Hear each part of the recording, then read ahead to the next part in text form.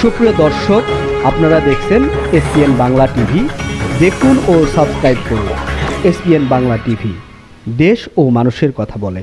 গণপ্রজাতন্ত্রী বাংলাদেশ সরকারের মাননীয় প্রধান উপদেষ্টার আহ্বানে বাংলাদেশ পুস্তক প্রকাশক ও বিক্রেতা সমিতির সংস্কার কার্যক্রমের অংশ হিসেবে বাপুসের পুনর্গঠিত কমিটির অনুমোদনে মানববন্ধন।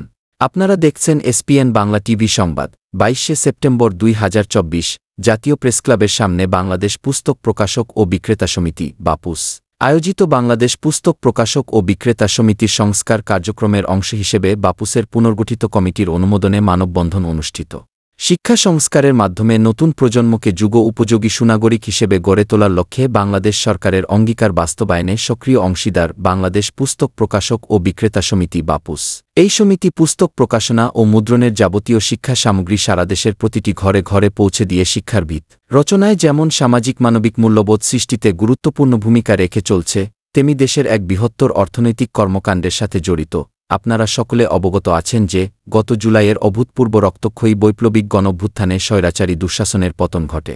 একই সূত্রে গাথা দীর্ঘ 10 বছরের বাপুসের দখলদার স্বৈরাচার গোষ্ঠীও পালিয়ে যায়। ফলে আন্দোলনরত বাপুস সদস্যরা অরক্ষিত সমিতির জানমাল রক্ষায় গত 2024 আগস্ট প্রায় 5 সদস্য মিলে সমিতির কেন্দ্রীয় কার্যালয়ে একটি কমিটি গঠন করেন এবং ওই দিন সেনা ক্যাম্প, সূত্রাপুর থানা ও জেলা প্রশাসক সহ সকল প্রশাসনিক কার্যালয়ে তথ্য বিবরণী দাখিল করেন। পরবর্তীতে সমিতির কার্যক্রম গতিশীল করার লক্ষ্যে 2 সেপ্টেম্বর তারিখে সমিতির কেন্দ্রীয় কার্যালয় প্রাকৃতজ শামীম রুনি টিটন 35 সদস্যের একটি কমিটি গঠন করা হয়। এই নবগঠিত কমিটির সভাপতি কবি প্রাকৃতজ শামীম রুনি টিটন কর্তৃক ইতিমধ্যে সমিতিকে গতিশীল করার লক্ষ্যে বিভিন্ন সংস্কার কার্যক্রমের পদক্ষেপ গ্রহণ করা হয়। উল্লেখ্য, বাপুসের এই মহতী কার্যক্রম রাষ্ট্র কর্তৃক অনুমোদনের জন্য অপেক্ষমান।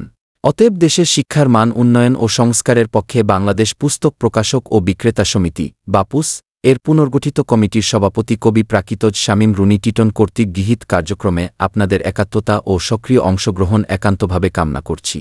এসপিএন বাংলা টিভি দেখুন, লাইক করুন, শেয়ার করুন, সাবস্ক্রাইব করুন, আমাদের সঙ্গে থাকুন। সাংবাদিক আজিজুল হক মিন্টুর প্রতিবেদন দেখুন, বক্তব্যে কি বলছে শুনুন। আমি মোহাম্মদ সুলাইমান বাংলাদেশ পুস্তক প্রকাশক ও বিক্রেতা সমিতির